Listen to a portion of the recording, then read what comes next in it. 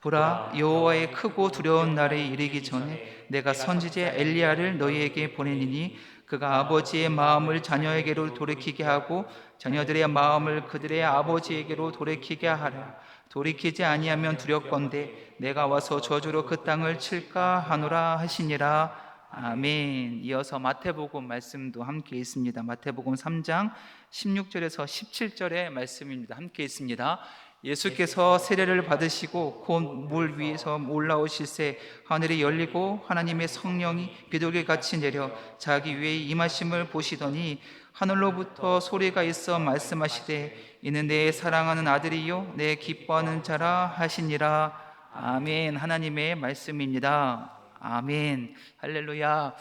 오늘도 하나님의 임재가 오늘 수요 저녁 예배 참여하는 이 예배 가운데 또한 우리 여러분의 심령 마음속 가운데 하나님의 충만하신 은혜가 임하시기를 간절히 축복합니다.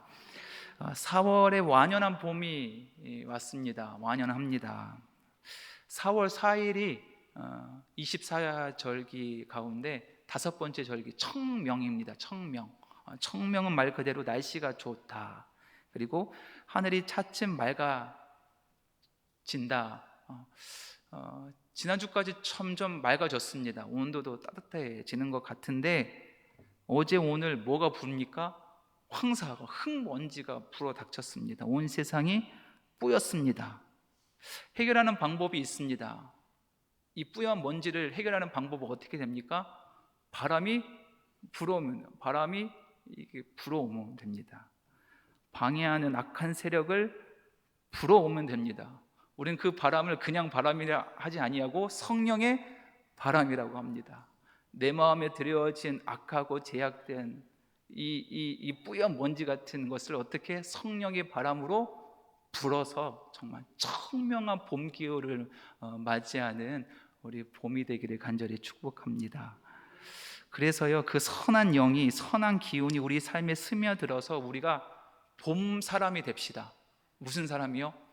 봄 사람이요. 봄 사람이 무슨 사람이냐면 봄에 핀 꽃처럼, 봄에 핀 그 꽃잎처럼 보고만 있어도 생명력 넘치는, 생기가 넘치는 그런 사람이 되자. 그래서 봄 사람입니다. 그리고 또 꽃은요, 어떻게 합니까? 많은 사람들에게 기쁨을 주고 즐거움을 줍니다. 향기를 줍니다.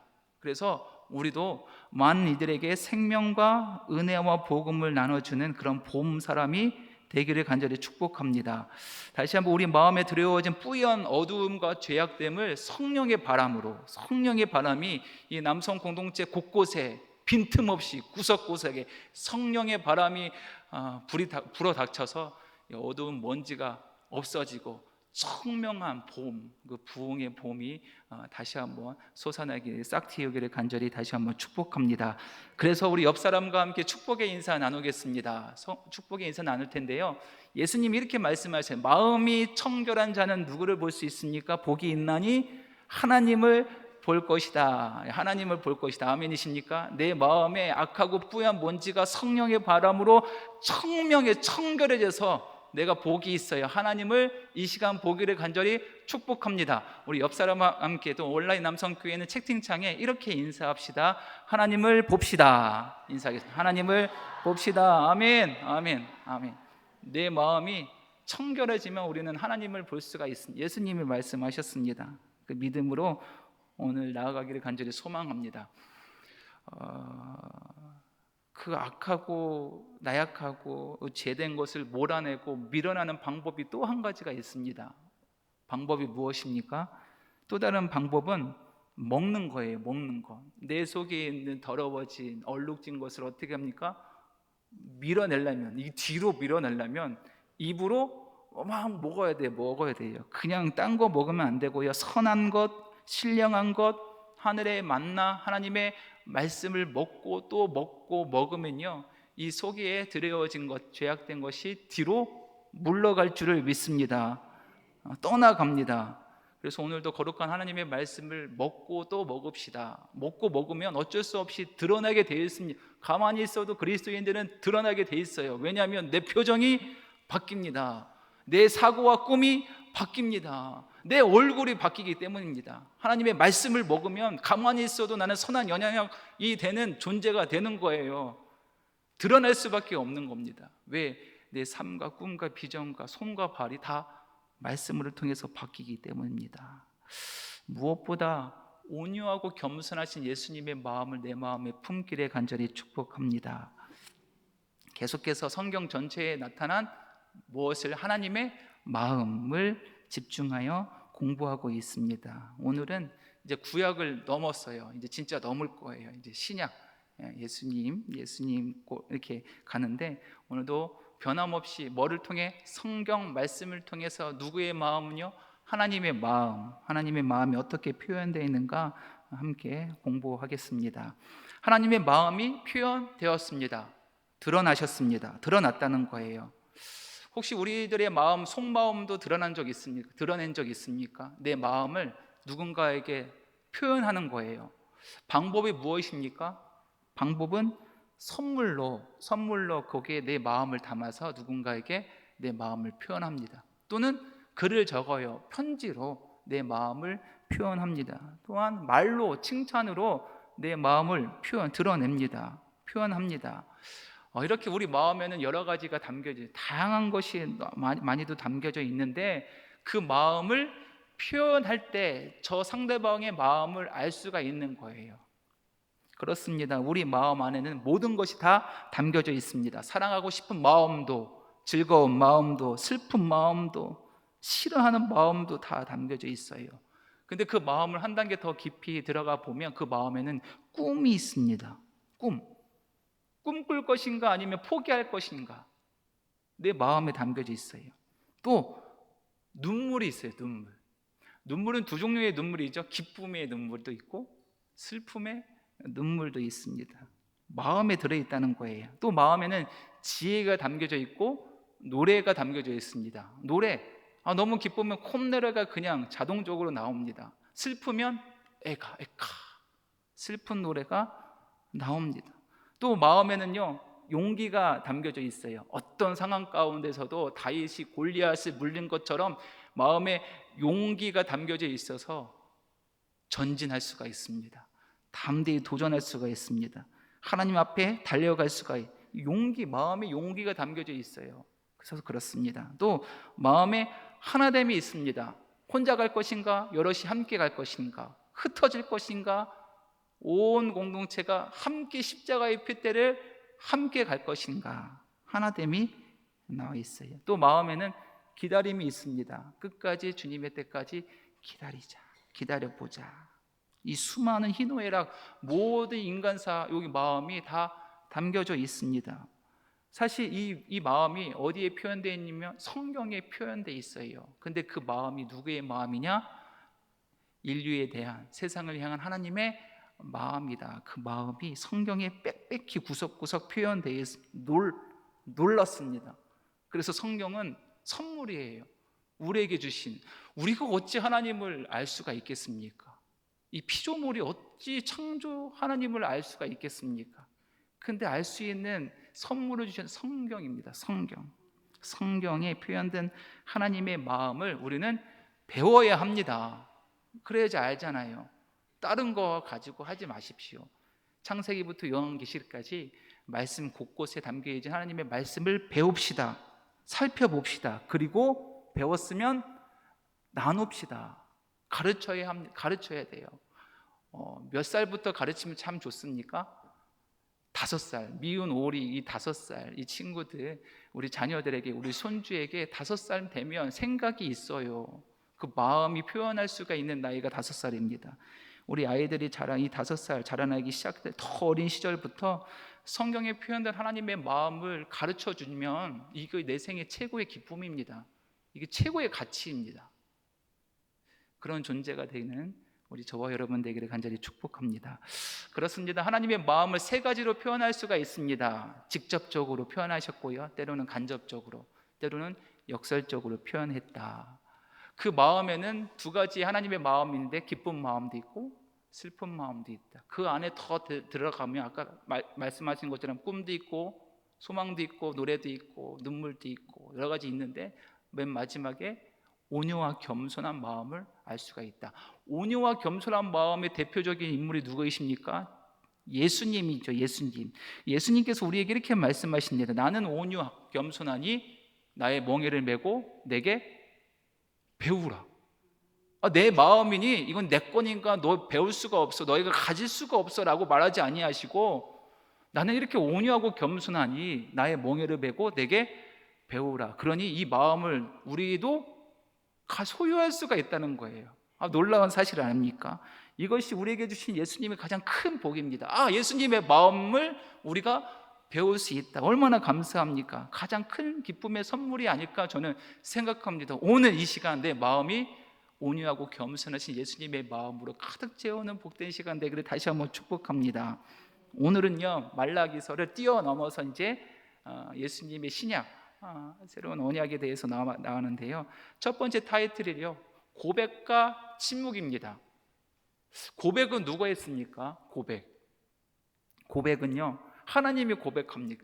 하나님 고백해요. 내가 너희를 사랑한다. 끝까지 사랑한다. 고백하는 거예요. 침묵은 또 누가 하십니까? 하나님의 침묵이에요. 왜 고백했는데 침묵하실까? 침묵할 때는 어떻습니까? 내가 이렇게 사랑하는 사람에게 선포를 하고 고백을 했는데 그 사람이 받아주지 않을 때 내 마음이 좀 서운하기도 하고 침묵하고 말이 없습니다. 그 마음을, 하나님의 마음을 오늘 좀 보고자 합니다. 오늘 말씀의 그 마지막 구약의 말씀인데 말라기 선지자입니다. 말라기서에서 표현된 하나님의 마음을 첫 번째로 살펴보는데 고백과 침묵입니다. 하나님께 어떤 고백을 해보셨습니까? 우리가 하나님께 어떤 고백? 놀랍게도 하나님께서 먼저 우리에게 고백을 해주세요. 피조된 우리에게 하나님이 고백하신다니까요. 그 하나님이 어떤 고백입니까? 내가 사랑한다. 그런데 말라기에서는요, 그 하나님의 사랑의 이야기를 듣고 하나님이 답답하십니다. 반응을 듣고 인간들의 반응을 듣고 답답한 마음이 담겨져 있어요. 하나님의 마음 우리가 시원케 해드려야 되잖아요. 하나님이 먼저 고백하면 아멘 할렐루야 하나님 감사합니다 라고 찬양하고 감사해야 되지. 하나님의 마음이 시원케 하는 마음이 되어야 되는데 지금 하나님의 마음이 어떻습니까? 말라기에서 나오는 하나님의 마음이 답답하는 거예요. 답답해요. 고구마 먹은 것처럼 답답하는 거예요. 기본적으로 말라기서는 두껍지 않습니다. 총 4장으로 되어 있습니다. 55구절에 되어 있는데요, 근데 신기한 것은요 47절의 구절, 그러니까 85%가 넘는 이 퍼센티지가 하나님의 직접적인 마음 표현이 담겨져 있는 거예요. 간접적인 것이 아니라 직접적으로. 이거 예언서 중 유일한 가장 탑입니다. 그러니까 하나님의 마음이 가장 많이 담겨져 있다. 직접적으로 표현되어 있다. 문제는 무엇입니까? 기쁜 마음이 아니라 답답한 마음이에요. 답답한 마음. 그것을 이렇게 먼저 크게 그려보시고 말라기서를 한번 들어가겠습니다. 그렇습니다. 하나님께서 이스라엘 백성과 대화를 하셨습니다. 하나님이 우리와 대화한다니 참 놀랍지 않습니까? 감사합니다. 근데 문제는 그 대화가 어떤 대화냐면 슬픈 대화입니다. 슬퍼요. 하나님께서 이스라엘 백성에 내가 너희를 변함없이 오늘도 사랑한다라고 사랑하셨다. 그런데 이 말라기 선지자를 통해서 이스라엘 백성들에게 이렇게 하나님의 사랑의 고백을 하는데 이스라엘 백성들의 대답은 오히려 질문합니다. 어떻게 하나님이 나를 사랑하셨습니까? 어떻게 오히려 반문하는 거예요. 하나님이 사랑의 고백을 하는데 이스라엘 백성들은 어떻게, 한번 보십시오. 이 상황과 형편을 보십시오. 어떻게 하나님이 나를 사랑했다고 표현할 수가 있습니까? 이렇게 얘기하는 거예요. 이스라엘 백성들이. 마음이 아픕니까? 마음 아파요. 창조주 하나님이 나를 고백하셨는데 하나님 감사합니다. 하나님 지난날에 죄 가운데 살았지만 그럼에도 불구하고 변함없이 하나님의 사랑의 끈을 붙들고 있어서 내가 여기에 서 있게 되었습니다 라고 감사하면 되는데, 그럼 하나님의 마음을 시원케 하는데 말라기 이 선지자의 이때 당시에 이스라엘 백성들은 어떻게 보십시오. 어떻게 당신이 하나님이 나를 사랑한다 할 수 있겠습니까? 반문했다는 기가 참 어이가 없습니다. 근데 지금 어떤 시대인지도 참 중요합니다. 어떤 시대, 동시대의 선지자 인물을 보면요, 에스라, 느헤미야입니다. 에스라, 느헤미야 이 시대는 우리가 지난 시간에 봤죠. 바벨론 포로 70년 이후에 다시 하나님의 약속의 끈이 있다는 거예요. 귀환을 합니다. 총 3차례의 귀환을 하는데 스룹바벨을 앞세워서 1차 귀환한 세대가 하나님의 성전을 재건합니다. 두 번째 에스라는 다시 2차 포로 귀환 공동체인데 다시 그 성전에서 하나님의 율법 제사를 다시 회복합니다. 마지막에 느헤미야 있죠. 느헤미야는 다시 와서 뭐를 건축합니까? 성벽, 무너졌던 성벽을 건축하는데 이 건축이 흩어졌던 이스라엘 백성들의 마음을 하나 되게 하는 거. 52일 만에 하나 되니, 마음이 하나 되니 그 큰 성벽이 52일 만에 재건되었다. 이때 동시대의 선지자가 말라기 선지자예요. 귀환했습니다.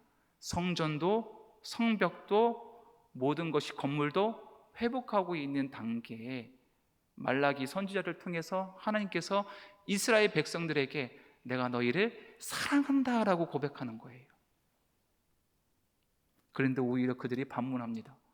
보십시오. 어떻게 내가 내 집도 들어가지 못하고 내 땅도 다 뺏겼는데 지금 남은 거는 아무것도 없는데 어떻게 하나님이 나를 사랑한다고 할 수가 있겠습니까? 반문하는 거예요. 결국은 이 말에 하나님 마음이 어떡합니까? 서운했어. 끝까지 그 마음 다시 돌이키라. 끝까지 기회를, 사랑의 끈을 꼭 붙잡아 주셨는데 하나님의 마음은 서운했어요. 이 이스라엘 백성들의 그 대답을 듣고 하나님은 결국 400년 동안 침묵하십니다. 그런데 여기서 끝나는 것이 아니라 하나님은 지금도 400년 동안도 쉼이 없이 역동적으로 일하고 계십니다. 400년 후에 침묵하던 하나님께서 말씀하십니다. 세상을 이처럼 사랑하사 독생자를 주셨으니. 아멘.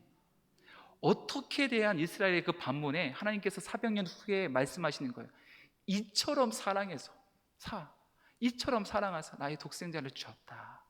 그러니까 하나님의 마음은 변함이 있어요? 없어요. 그 마음을 오늘 좀 좀 마음에 담고 가기를 간절히 소망합니다. 그렇습니다. 어떻게 사랑하셨나이까? 라는 반문에 이렇게 사랑했다는 십자가의 사랑을 알게 하신 거예요. 십자가 사랑. 내 독생자 예수 그리스도를 내어주기까지 너희를 이처럼 사랑했다. 그러니까 마음이 돌이키기 원했던 하나님의 마음과 형성을 다 묶어서 무슨 사랑으로? 십자가의 사랑으로 보여지게 하셨어요. 깨닫게 하셨어요. 만질 수 있게 하셨어요. 하나님이 너무 놀라운 역사가 십자가의 사랑을 통해서 우리에게 답을 주시는 거. 어떻게 사랑하십니까? 이처럼 십자가의 사랑, 독생자 예수 그리스도를 내어주기까지 너희를 이처럼 사랑한다. 하나님은 1500년 동안 아브라함으로부터 시작해서요, 예수님이 오시기 1500년 동안 변함없이 사랑의 줄을 꼭 붙잡고 계셨습니다. 지금도 그 사랑은 현재 진행 중입니다. 그 사랑은 우리가 알지 못할 뿐입니다. 물에 빠진 자는 지푸라기라도 자꾸 올라와야 돼요. 생명을 건져야 됩니다. 그렇죠? 그런데 우리는 물에 빠졌는데 끈을 잡지 않아요. 어떤 끈입니까? 오늘도 끝까지 그 나 죽어가는 영혼들을 향해서 사랑의 끈을 주시는데, 내밀어 주시는데, 우리는 그것을 잡으면 생명의 끈이 되는데 우리는 끝까지 그 줄을 놓고 있다는 거예요. 부인하고 있다는 거예요. 말라기 선지자를 통해서 그 외쳤던 내가 너희를 사랑한다 하나님의 마음 고백하셨는데 이스라엘 백성들에게는 감사가 없습니다. 감격이 없습니다. 냉랭합니다. 그 이스라엘 백성들은 왜 그랬을까요? 왜 마음이 이렇게 냉랭했을까요? 왜 하나님의 그 사랑의 고백에 왜 이렇게 냉랭한 반응일까요? 그 이유는 마음이 빠져있는 형식주의, 형식 껍데기만 남아있어서 그렇습니다. 뭐가 빠져 있었습니까? 마음이 빠져 있어요. 중심이, 알갱이가 빠져 있어요. 뭐만 남겨져 있습니까? 형식만 남겨져요. 70년 바벨론 포로 생활 이후 그럼에도 불구하고 하나님께 사랑의 것을 놓지 아니하셔서 소망을 주시잖아요. 70년 후에는 다시 돌아갈 수 있다, 고향으로. 그래서 하나님이 성전을 건축하게 하시고 재건하게 하시고 예배를 회복하게 하시고 성벽을 재건시켰는데 제일 중요한 뭐가 회복되지 않았습니까? 마음이 회복되지 않았습니다. 겉모양은 그럴듯했는데 껍데기는 다 회복한 거예요. 리셋이 되어서 새 언약까지 주셨는데 정말 중요한 그 마음이 하나님께 돌아오지 못했다. 형식만 남아있다. 중요한 것이 뭐가 형식만 남아있냐면 제사, 예배, 제사 드리는 제사장들의 마음, 그 마음은 없고 사랑은 없고 형식만 남아있습니다. 말라기서 1장 7절에서 8절 말씀인데요, 빈칸 채우기가 있어요. 그 채운 것도 한번 벗겨가면서 말씀을 나누겠습니다. 한번 7절 말씀 앞부분에 이런 말씀이 있습니다. 너희가 더러운 떡을 나의 제단에 드리고도, 와, 제사를 드리는데 어떤 떡을 드렸습니까? 더러운 거. 제사는 예배는 드리는데 그냥 아무거나 드렸다는 거. 누가요? 제사장들이, 예배하는 제사장들이 그랬다는 거예요. 더러운 떡을 나의 제단에 드리고도 말하기를 우리가 어떻게 주를 더럽게 하였나이까? 라고 반문하는 거예요. 이는 너희가 여호와의 식탁은 경멸히 여길 것이라 말하기 때문이라. 다음, 만군의 여호와가 이르노라 너희가 무슨 제물? 눈먼 희생 제물, 온전치 않은 눈먼 희생 제물을 바치는 것이 어찌 악하지 아니하며 또 눈멀고 절고 병든 것을 제물로 바쳤다는 거예요. 누가요? 제사장들이 70년 후에 80년 동안 성벽과 성전을 건축하고 나서 하나님의 은혜를 다시 한번 새 언약 리셋을 하고 나서 이들이 제사를 이렇게 드렸다는 거예요. 마음이 빠진, 알갱이가 빠진, 사랑이 빠진 형식적인 제사를 드렸다는 거예요. 하나님은 끝까지 그 마음이 돌이키기 위해서 사랑의 끈을 붙잡고 계셨지만 중요한 마음은 돌아오지 않았다는 거예요. 지난 날처럼 똑같이 형식에 빠져서, 형식주의 제사에 빠져서 아무리 말라기 선지자를 통해서 다시 돌아오라, 너희 마음이 다시 나의 마음으로 돌아오라 라고 얘기했지만 하나님의 쓸쓸한 마음이 말라기서에서 표현되어 있는 거예요. 어떤 마음이? 하나님의 쓸쓸한 마음이 표현하는 거예요. 제사장의 역할은 무엇입니까? 우리를 하나님께 더 가까이 가려고 통로로 세우신 그 직분이 제사장입니다. 그래서 제사를 통해 정성껏 온 마음과 뜻과 정성을 다해서 예배를 드려서 하나님의 용서하심을 경험하고 긍휼하심과 사랑하심을 체험케 하는 통로가 제사장의 역할인데 제사장들은 뭐가? 형식만 알맹이가 빼져 있습니다. 그냥 그러는 척하는 거예요. 형식만 남겨져 있어요. 내가 너희를 사랑하는데 너희는 너무 도가 지나치다. 마음을 회복하기 원하시는 하나님의 간절한 마음, 쓸쓸한 마음이 말라기서에서 담겨져 있습니다. 그 끝에 하나님은 침묵하십니다. 하나님의 안타까운 마음을 침묵으로 이어져 가시는 거예요.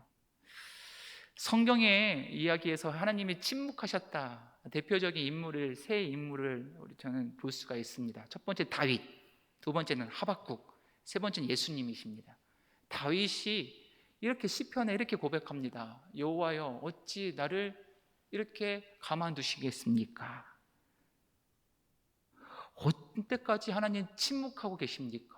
원수들이 저렇게 나를 죽이려고 찾아오는데 하나님 언제까지 침묵하고 계십니까? 다윗의 시편의 고백입니다. 두 번째 하박국입니다. 부정직한 이 세상 가운데 불의한 저들을 왜 심판하지 아니하시고 침묵하고 계십니까? 하박국의 중심된 내용입니다. 세 번째로 예수님 어디에서요? 십자가에서. 하나님 어찌 나를 버리십니까? 하나님의 침묵의 대표적인 장면입니다.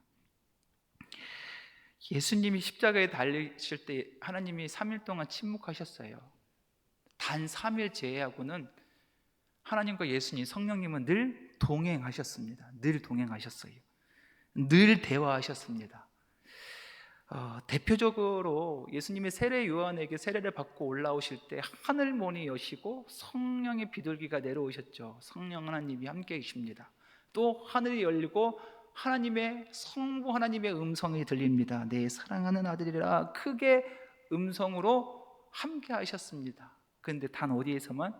십자가에서만 며칠 동안 3일 동안 하나님은 침묵하셨습니다. 결론은 침묵은 무관심의 시간이 아니라는 거예요. 누가요? 하나님이 입술을 꽉 깨물고 계시는 시간이에요. 누구를 위해서? 세상을 위해서, 이처럼 사랑해서 우리의 영혼을 구원하기 위해서 그 3일 동안 하나님이 입술을 꽉 깨물고 인내하는 시간이었다.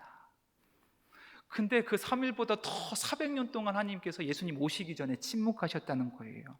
결론적으로 말하면 그 400년도 침묵의 그냥 무의미한 시간이 아니라 예수님을 기다리는 인내의 시간이었다. 그렇습니다. 아브라함 때부터 1500년 전, 예수님이 오시기 1500년 전 아브라함 때부터 시작해서 하나님의 꿈, 열방을 향한 꿈이 시작되었습니다. 히브리 민족, 아무도 주목하지 않는 히브리 민족을 하나님께서 선택하셔서 그들에게 사랑 위에 사랑을 부둥키 안으시면서 사랑을 부어주셨습니다. 부어주셨어요. 끌어안으셔서 하나님의 사랑의 끈으로 이끌어 주셨습니다. 그리고 지금 말라기 선지자 마지막 끈 무렵까지 하나님께서는 놀라운 약속, 고백을, 사랑의 고백을 하시는 거예요. 그런데 인간들은 끝까지 마음이 돌이키지 아니하자 하나님은 우리에게 마지막 예언을 하십니다. 여호와의 크고 두려운 날이 이르기 전에 내가 선지자 엘리야를 보내리라 라고 말씀하시면서 하나님의 침묵 400년이 이어집니다. 엘리야를 보낸다. 엘리야 우리 압니다. 아합 왕 때 바알 선지자, 아세라 선지자 850년과 싸워서 이긴 그 엘리야 선지자가 아니라 새로운 선지자를 우리에게 주신다는 거예요. 새로운 선지자를 우리에게 주신다. 그리고 나서 하나님의 400년의 침묵이 시작된다는 거예요. 그 선지자 엘리야가 무슨 일을 할 것인지 말씀의 토에서 나와 있는데 어떤 마음이냐면 아버지의 마음을 자녀에게로 돌이키겠다. 중요한 거는 핵심도 무엇입니까? 마음이에요. 떠났던 마음 다시 돌이키겠다. 또 자녀의 마음을 아버지에게로 돌이키겠다. 누가 와서요? 선지자, 그 엘리야 선지자, 어떤 새로운 선지자가 와서 떠났던 그 마음을 다시 돌아오게 하겠다. 아버지의 마음으로, 자녀의 마음으로 다시 하나님의 마음을 다시 돌이키겠다라고 약속을 하신 후에 400년의 침묵을 지납니다. 우리는 알고 있습니다. 400년 이후에 어떻게 합니까? 400년의 침묵을 깨고 광야에 외치는 자, 누구? 세례 요한을 보내십니다. 하나님의 예언이 진짜 성취되었습니다. 세례 요한이 우리에게 이렇게 얘기합니다. 너희는 주의 길을 예비하라. 그가 오실 길을 예비하라. 어서 회개하라. 천국이 가까이 왔다. 돌아온 마음을 돌이키라. 회개하라는 마음이 바로 마음을 돌이키라는 거예요. 떠났던 너의 마음을 돌이키라. 회개하라. 마음을 하나님께로 돌이키라. 이것이 회개하라. 이어서 온유하고 겸손한 예수님께서 곧 등장하시죠. 오셔서 이 땅 위에 백성들에게 또한 제자들에게 이렇게 말씀하십니다. 심령이 가난한 자는, 마음이 가난한 자는 복이 있다. 천국이 그들의 것이기 때문이다. 마음이, 내 심령이 청결한 자는 복이 있다. 하나님을 보게 되기 때문이다 라고 예수님께서 이 마음을 다시 한번 강조해 주셨습니다. 이렇게 아브라함 때부터 예수님 오시기 전에 1500년 전 아브라함 때부터 시작한 그 1500년의 사랑의 이야기, 한 사람으로 시작해서 아브라함 한 사람에 시작해가지고 한 민족을 품고 사랑했던 그 이야기를 돌판, 마음판으로 압축해서 우리는 정리할 수가 있습니다. 화면에 나와 있는데요, 돌판은 누구에게 주셨습니까? 시내산에서 모세에게 주셨습니다. 근데 그 돌판, 그 십계명 율법을 주시면서 이 율법대로 행하는 자, 이 돌판을 소유하게 하면서 이 율법대로 보면서 사는 자에게 하나님의 복을 주셨어요. 복. 돌판에 새긴 율법을 행하면 복을 줄 것이다. 그리고 하나님을 어떻게 사랑하는지에 대해서도 이 두 돌판에 기록해 주셨습니다. 그런데 이 두 돌판에 새겨진 언약을 이스라엘 백성들이 끝까지 지키지 않았어요. 불순종했습니다. 그래서 바벨론 포로 70년 기간 보내게 하시고 이후에도 다시 돌아오게 귀환하게 하셔서 끝까지 기회를 주셨는데 그 두 돌판에 새긴 그 언약을 지키지 않았어요. 안 되겠다, 이제 안 되겠다. 하나님 결단하십니다. 돌판은 없어지고 내 눈에 사라지면 못 지키니까, 너희가 그렇게 완악하고 연약한 백성이니까 어디에 새기자?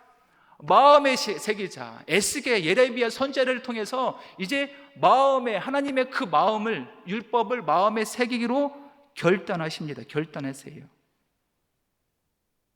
마음에 새기는 새 언약이 시작됩니다. 그런데 끝까지 이스라엘 백성들을 재건했지만 마음에 다시 돌이키지 않았습니다. 그래서 하나님의 침묵 400년이 끝나자 누구를 보내십니까? 예수 그리스도를 통해서 아예 이제는 이 형식과 마음을 하나로 묶으십니다. 복음과 율법을 예수 그리스도 통해서 하나로 묶으신다니까요. 왜냐하면 우리 인간은 할 수 없으니까, 이거 둘 다 챙길 수가 없으니까 누구를 통해서? 예수 그리스도, 예수님을 통해서 이 율법과 이 복음과 이 율법을 하나 되게 하십니다. 완성케 하십니다. 완성케 하세요. 마음과 형식을 완성케, 예수님을 통해서. 그렇습니다. 오랜 침묵, 400년의 침묵을 깨고 세례 요한을 이 세상에 보내셔서 마음을 돌이키라 외치기 시작했고, 그의 외침이 끝나고 나서 곧 예수 그리스도, 우리 주님이 등장하시면서 본격적으로 하나님의 역사, 하나님 나라의 이야기가 시작됩니다. 지금까지는 제사장 나라의 이야기를 시작됐는데 완성하지 못했어요. 이제 예수님을 통해서 하나님 나라의 이야기를 새롭게 예수님의 구속 사역이 시작되는 순간입니다. 예수님이 이 땅에 오신 이유는 두 번째 타이틀입니다. 두 번째 타이틀, 기쁨을 위해서 이 땅에 오셨습니다. 어떤 거요? 기쁨. 어디에? 내 마음의 기쁨을 주기 위해서 이 세상에 오셨습니다. 누구에까지? 아무 집중하지 않는 하찮은 이 목자들까지 그 마음에 기쁨을 주기 위해서 예수님이 탄생하셨다는 거예요.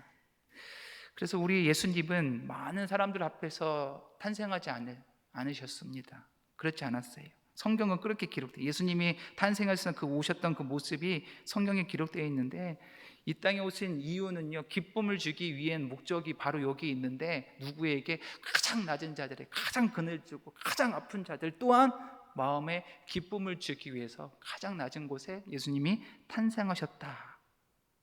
예수님의 탄생의 순간을 목격한 하나님은 마음은 어땠을까요? 기쁘셨습니다. 기쁘셨어요. 하나님이 이렇게 기뻐하시는 모습이 성경 사복음서에, 마태, 마가, 누가, 요한복음에 아주 직접적으로 아주 많이, 아주 강력하게 표현되어 있습니다. 어디예요?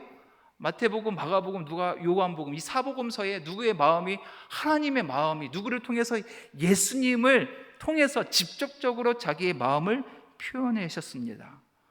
예수님은 어디 동네에 탄생하셨습니까? 베들레헴. 자, 누가복음 2장 8절에서 9절 말씀인데요, 이 빈칸 한번 채워봅시다.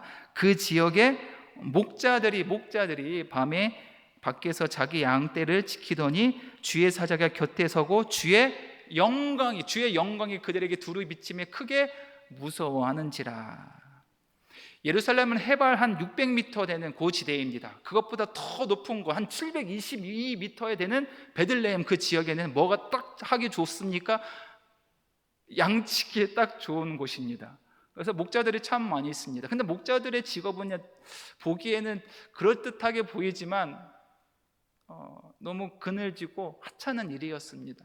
주목하지 않은 그런 목자들이었습니다. 그런데 그들에게 예수님의 탄생 소식을 알려주시는 거예요. 찬송가 있죠. 저 밖에 한밤중에 양치던 양틈에 자던 목자들. 이 목자들은요, 잠도 어디에서 잡니까? 양틈에서 자요. 그 편히 집에서 자지도 못하는 그런 직업이에요. 그러니까 이렇게 보기에 이렇게 평화로운 직업이 아닙니다. 왜냐하면 늘 깨어 있어야 돼요. 왜냐하면 밤에 늑대가 나타나거나 사자가 나타나서 내 양을 집어갈 수 있기 때문에 잠도 양 틈에서 자는 어떤 그런 좀 변변치 않은 유익도 없는 그런 졸음을 참고 하루하루를 보내야 하는 그런 목자들의 삶의 고달픈 삶 가운데 예수님의 탄생의 이야기는 무엇입니까? 그들의 마음에 기쁨을 준 거예요. 기쁨. 마음의 기쁨. 예수님의 탄생의 이야기가 기쁨. 전혀 경험치 못하는 그 광채가 하나님의 영광을 보게 된 거예요. 얼마나 기쁩니까? 누구에게요? 헤롯 대왕에게요? 아니에요. 이름도 없는 목자들에게, 가장 낮은 곳에서 일하고 있는, 양틈에 자고 있는 그 목자들에게 예수님의 그 탄생 이야기, 왜 그들까지도 기쁨을 주시기 위해서 예수님이 탄생하셨습니다. 베들레헴 목자들에게 예수님이 오시는 그 순간, 그 소식이 선물이었습니다. 기쁨의 선물이 그들에게는 큰 선물이었습니다. 찬란함의 기쁨의 선물을 주셨습니다. 세상의 레온사인이 비추는 그곳이 아니라 가장 그늘지고 캄캄한 그곳에 예수님이 탄생하신, 가장 낮고 그늘지고 소외된 곳까지 기쁨을 주시기 위해서 예수님이 이 땅에 오셨습니다. 마태복음 3장 16절에서 17절 말씀은 이제 예수님께서 탄생하시고 30년 후에 공생애를 시작하는 그 시작점에 세례 요한을 만드시고 세례를 받으신 그 장면입니다. 우리 함께 읽으면서 우리 빈칸 이거 채우고 오늘 말씀 마치겠습니다. 함께 읽습니다. 예수께서 세례를 받으시고 곧 물에서 올라오실새 하늘이 열리고 하나님의 성령이 비둘기같이 내려 자기 위에 임하심을 시몬이 어디로부터? 하늘로부터 17절 하늘로부터 소리가 있어 말씀하시되 이는 내 사랑하는 아들이요 내 기뻐하는 자라 하시니라. 아멘. 하늘로부터 그동안 참고 있었던 하나님의 음성, 그 음성이 예수님을 통해서 지금 선포하고 직접적으로 선포한 내 사랑하는 아들, 내 사랑하는 아들이라. 하늘 문이요 성령 하나님께서 임재하시고 성자 예수님 세례를 받으시고 얼마나 기쁨이 넘치는 그 장면입니까? 하나님의 기쁜 마음이 여기에 표현돼요. 강력하게 표현. 예수님을 통해서 강력하게 우리는 하나님의 마음을 알 수가 있습니다. 사랑하는 성도 여러분, 오늘은요 핵심 키워드는 침묵입니다. 하나님의 침묵. 하나님의 침묵은 무관심의 시간이 아니었습니다. 하나님의 침묵하실 때는 하나님이 입술을 꽉 깨물고 인내하는 시간이었습니다. 왜? 더 좋은 기쁨의 소식을 우리에게 주시기 위해서. 당신의 사랑하는 백성들을 온전히 구하기 위해서. 두 가지 할 수 없으니 마음과 형식이 자꾸 따로노니 하나로 완성시키기 위해서 인내하고 계신 시간이 침묵의 시간입니다. 하나님의 침묵은 은혜가 메마른 것이 아니라 우리가 상상할 수 없는 그 은혜와 기쁨을 주시기 위한 하나님의 시간이었습니다. 사랑하는 성도 여러분, 우리도 침묵의 시간을 걷고 계십니까? 아무리 기도해도 응답받지 못하고 하나님은 왜 없는 것 같이 생각하고 하나님 왜 이렇게 침묵의 시간이 길게 느껴질까라고 생각하는 성도님들이 있을 것 같지만 그 시간까지도 하나님은 소리 없이 그러나 가장 강력하게 나를 응원하고 계세요. 누가요? 하나님이 그 침묵의 시간에 나의 손을 꼭 붙잡고 가장 많이 나를 응원해주고 계세요. 가장 많이 나의 눈물을 닦아주시는 그 하나님이 옆에 계심을 다시 한번 발견하시기를 소망합니다. 이제부터 우리 고백합시다. 하나님은 침묵하시는 것이 아니라 참고 계시는 더 좋은 선물로 예비하시는 그 시간임을, 절대적으로 우리가 신뢰할 수 있는 시간임을 다시 한번 고백합시다. 주님의 때가 되면 주님께서 나의 눈물을 닦아주시고 우리의 손을 잡고 이렇게 세워주실 것입니다. 골고가 너머의 소망, 십자가 너머의 부활의 소망이 있듯이 예수님이 그 죽은 그 손을, 나약한 손을 하나님 아버지께서 이렇게 세워주시듯이 믿음으로 견디고 침묵의 시간을 견디는 자에게는 반드시 부활의 날, 영광의 날, 기쁨의 날에 선물을 주실 것입니다. 힘내십시오. 끝까지 믿음의 길, 하나님과 함께 침묵의 시간을 견디십시오. 더 좋은 기쁨의 선물 우리에게 주실 줄을 믿습니다. 아멘.